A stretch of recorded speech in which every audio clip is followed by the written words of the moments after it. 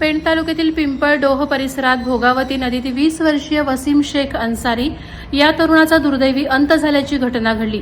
या घटनेमुळे परिसरात शोककळा पसरली आहे। मिळालेल्या माहितीनुसार वसीम हा आपल्या मित्रांसोबत क्रिकेट खेळत असताना बॉल नदीपात्रात गेला। बॉल आणण्यासाठी तो नदीत उतरला, मात्र पाण्याची खोली आणि प्रवाहाचा अंदाज न आल्याने त्याने तळ गाठला। या घटनेनंतर मित्रांनी तत्काळ मदतीसाठी धाव घेतली।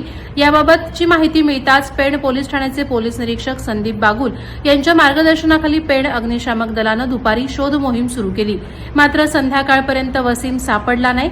त्यानंतर हेल्प फाउंडेशन खोपोली तसंच कोलाड येथील SVRSS रेस्क्यू टीमच्या मदतीनं दुसऱ्या दिवशी सकाळी पुन्हा शोधकार्य हाती घेण्यात आलं।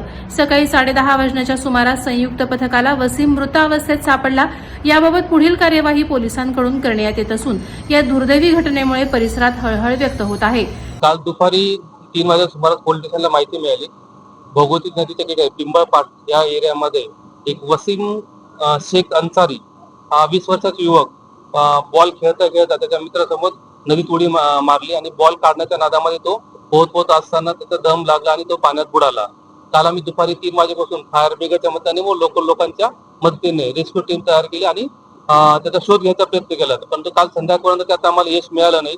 रात्र झाल्यामुळे आम्ही रेस्क्यू थांबवले आणि मदत कार्य थांबवलं आणि काल रात्रीच आम्ही आमचे खोपोलीचे मित्र आमचे गुरुनाथ खानिलकर यांचे हेल्प फाउंडेशन व तसंच SVRSS खोपोलीची टीम यांना कॉन्टॅक्ट केला आणि आज अर्ली मॉर्निंग 7 वाजताच त्यांना इथे पाचारण केलं। त्यांच्या मदतीने आज सकाळपासून आम्ही पुन्हा एकदा शोधकार्य सुरू केलं आणि आता जवळजवळ 3 ते 4 तासाच्या प्रदीर्घ मेहनतीनंतर तो मुला एका कपरीमध्ये आम्हाला आता मिळून आलेला आहे।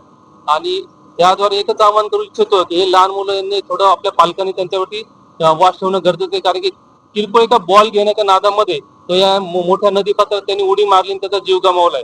आम्ही सर्व पालकांना आव्हाने सुट्ट्या जरी लागल्या असेल तरी आपल्या बालकांना आपल्या पाल्यांना जपा, जेणेकरून असा कुठलाही इन्सिडेंट होणार नाही। वादळवारा लाईव्हसाठी किरण बांधणकर, पेण। नवी मुंबई व रायगड जिल्ह्यातील ताज्या बातम्या आणि घडामोडींसाठी सबस्क्राईब करा वादळवारा लाईव्ह चॅनल आणि दाबा बेल आयकॉन।